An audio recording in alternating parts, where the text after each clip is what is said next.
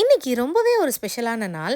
நம்ம YouTube channel ஆரம்பிச்சு 1 year ஆகிடுச்சு. இந்த ஒரு வருஷத்துல நான் 157 வீடியோஸ் போட்டிருக்கேன். நம்ம யூடியூப் சேனல்ல 82,000 சப்ஸ்கிரைபர்ஸ் இருக்காங்க.